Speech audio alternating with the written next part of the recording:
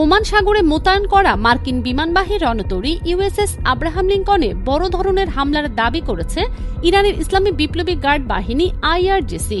তেহরানের দাবি, তাদের ব্যালিস্টিক ক্ষেপণাস্ত্র ও ড্রোন হামলায় পরমাণু শক্তিচালিত রণতরীটি মারাত্মকভাবে ক্ষতিগ্রস্ত ও অকেজো হয়ে পড়েছে, যার ফলে মার্কিন বাহিনী সেটি নিয়ে পিছু হটতে বাধ্য হয়েছে। তবে ওয়াশিংটন এই দাবি সরাসরি নাকচ করে দিয়েছে। ইরানের central headquarters of the Holi prophet সাল্লাল্লাহু আলাইহি ওয়াসাল্লাম এক বিবৃতিতে জানিয়েছে, ইরানের সমুদ্র সীমান্ত থেকে প্রায় ৩৪০ কিলোমিটার দূরে ওমান সাগরে এই নির্ভুল অভিযান চালানো হয়। ইরানের রাষ্ট্রীয় টেলিভিশন দাবি করেছে, হামলার পর মার্কিন যুদ্ধজাহাজ ও সেটির সহযোগী স্ট্রাইক গ্রুপকে অত্যন্ত দ্রুতগতিতে এই এলাকা থেকে পালিয়ে যেতে দেখা গেছে। বিবৃতিতে আরও বলা হয়, অত্যাধুনিক ক্ষেপণাস্ত্র ও ড্রোন ব্যবহারের মাধ্যমে রণতরীটিকে লক্ষ্যবস্তু করা হয়েছে। এদিকে ইরানি দাবির কিছু সময় পরই এক বিবৃতিতে যুক্তরাষ্ট্রের সেন্ট্রাল কমান্ড সেন্টকম এটিকে ভিত্তিহীন বলে উড়িয়ে দেয়। রণতরীটির একটি সাম্প্রতিক ছবি পোস্ট করে সেন্টকম জানায়, ইউএসএস আব্রাহাম লিঙ্কন বর্তমানে পুরোপুরি সচল এবং এটি মধ্যপ্রাচ্যে চলমান অপারেশন এপিক ফিউরির সমর্থনে কার্যক্রম অব্যাহত রেখেছে। পেন্টাগন জানিয়েছে, ইরানের ছোড়া ক্ষেপণাস্ত্রগুলো রণতরীর কাছাকাছিও আসতে পারেনি। তবে মার্কিন গণমাধ্যম সিবিএস নিউজের প্রতিবেদন অনুযায়ী ওমান সাগরে একটি ইরানি নৌযান মার্কিন রণতরীর খুব কাছাকাছি চলে এলে উত্তেজনা ছড়িয়ে পড়ে। আত্মরক্ষার্থে মার্কিন বাহিনীর একটি ডেস্ট্রয়ার থেকে ৫ ইঞ্চি মার্ক ৪৫ গান দিয়ে ইরানি নৌযানটির ওপর কয়েক দফা গুলি চালানো হয়। তবে ইরানি জাহাজটি শেষ পর্যন্ত ক্ষতিগ্রস্ত হয়েছে কিনা তা নিশ্চিত হওয়া যায়নি। মার্কিন কর্মকর্তাদের দাবি, এগুলো ছিল মূলত সতর্কতামূলক গুলি।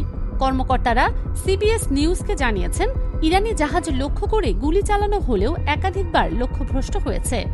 এদিকে এর আগে আরেক মার্কিন বিমানবাহী রণতরী ইউএসএস জেরাল্ড আর ফোর্ডে রহস্যজনকভাবে অগ্নিকাণ্ড ঘটে। ১২ মার্চ আগুন লাগে বলে একাধিক সূত্র নিশ্চিত করেছে। এতে ২ জন সেনা আহত হন।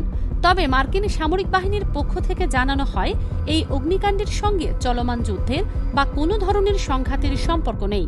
মার্কিন সেন্ট্রাল কমান্ড সেন্টকম এক বিবৃতিতে দাবি করে, রণতরীটির মূল লন্ড্রি এলাকায় আগুনের সূত্রপাত হয়, তবে দ্রুতই পরিস্থিতি নিয়ন্ত্রণে আনা সম্ভব হয়েছে। অগ্নিকাণ্ডের ফলে জাহাজের প্রপালশন প্ল্যান্ট বা ইঞ্জিন বিকল হওয়ার মতো কোনো ক্ষতি হয়নি।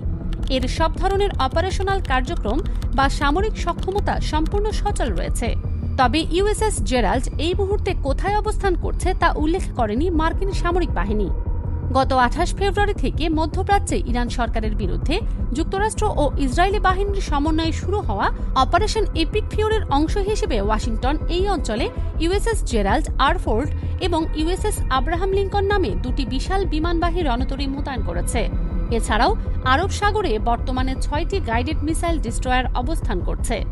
এই পাল্টাপাল্টি হামলার খবর ওমান সাগর এবং পারস্য উপসাগরীয় অঞ্চলে চরম উত্তেজনা সৃষ্টি করেছে। আন্তর্জাতিক বিশ্লেষকদের মতে, সরাসরি মার্কিন বিমানবাহী রণতরীতে হামলার এই দাবি ইরান ও যুক্তরাষ্ট্রের মধ্যকার চলমান সংঘাতকে নতুন ও ভয়াবহ মাত্রায় নিয়ে যেতে পারে। ফারজানা মৌসুমী, দুতিয়াল।